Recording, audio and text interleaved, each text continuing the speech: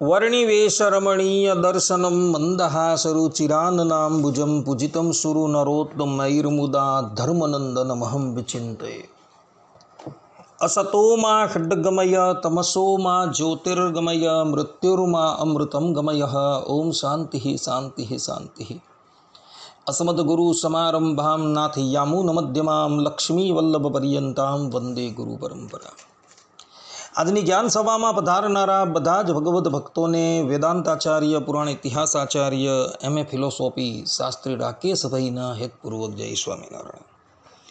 ભક્તો, આજની આ જ્ઞાન સભાની અંદર આપણે બધા ગાયને ઘાસ નાખવાથી દુઃસ્વપ્નોનો નાશ થઈ જાય છે આ વિષય પર થોડી વાત શ્રવણ કરશું. તો બધા જ શ્રોતાગણો આ પ્રવચન એકાગ્ર મને કરીને શ્રવણ કરે.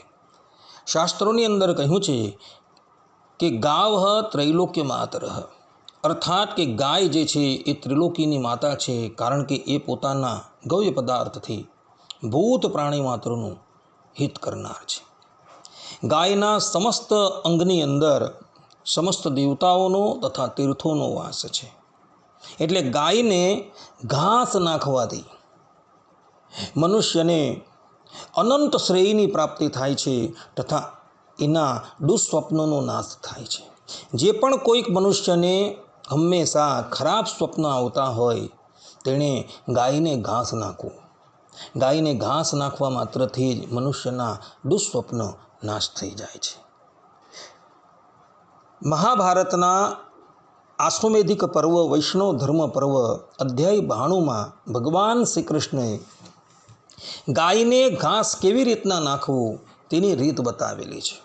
ભગવાન શ્રી કૃષ્ણ કહે છે કે ગાવો મેં માતરઃ સર્વઃ પિતરશ્ચૈવ ગોવૃષઃ ગ્રાસમુષ્ટિ મયા દત્તમ પ્રતિગૃહણીત માતરઃ ઇત્યુક્ત્વાનેન મંત્રેણ ગાયત્રાયવા સમાહિતઃ અભિમંત્રય ગ્રાસમુષ્ટિમ તસ્ય પુણ્યફલમ શૃણુ યત કૃતમ દુષ્કૃતમ તેન જ્ઞાનતો અજ્ઞાનતોપીવા तस्य नश्यति तत्सर्वम दुस्वप्नम च विनश्यति.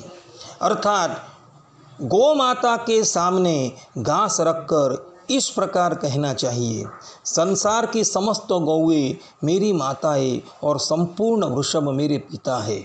गौ माताओं, मैंने तुम्हारी सेवा में यह घास की मुट्ठी अर्पण की है, इसे स्वीकार करो.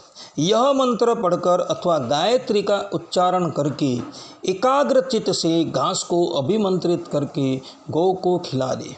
ऐसा करने से जिस पुण्य फल की प्राप्ति होती है उसे सुनो. उस पुरुष ने जानबूझकर या अनजाने में जो पाप किए होते हैं वह सब नष्ट हो जाते हैं तथा उसको कभी बुरे स्वप्न नहीं दिखाई देते. આ પ્રમાણે ભગવાન શ્રી કૃષ્ણએ ગાયને ઘાસ કેવી રીતના નાખવું તેની વિધિ બતાવી છે. ભગવાન શ્રી કૃષ્ણએ જે પ્રમાણેનો મંત્ર બતાવેલો છે એ મંત્રનો ઉચ્ચારણ કરતા થતાં ગાયને ઘાસ નાખવાનું છે. જો એ મંત્રનું ઉચ્ચારણ કરતાં નથી આવડતું તો ગાયત્રી મંત્રનું ઉચ્ચારણ કરી ગાયને ઘાસ નાખવાનું છે. પરંતુ ગાયત્રી મંત્રમાં અધિકાર કેવલ યજ્ઞોપવિતધારી બ્રાહ્મણ, ક્ષત્રિય અને વૈશ્યને છે. સ્ત્રીઓ તથા શૂદ્રને ગાયત્રી મંત્ર ઉચ્ચારણ કરવાનો અધિકાર નથી. તો એણે ભગવાનનું સ્મરણ કરી, અર્થાત કે પોતાના સંપ્રદાયનો જે મૂળ મંત્ર છે તેનું ઉચ્ચારણ કરી ગાયને ઘાસ નાખવાનું છે. જે પણ કોઈક મનુષ્ય આ વિધિથી ગાયને ઘાસ નાખે છે એના બધા જ પાપો સમાપ્ત થઈ જાય છે. અને સાથે સાથે એવા મનુષ્યને કદાચ કોઈક દુઃસ્વપ્ન આવતા હોય તો એ દુઃસ્વપ્નો પણ નાશ થઈ જાય છે.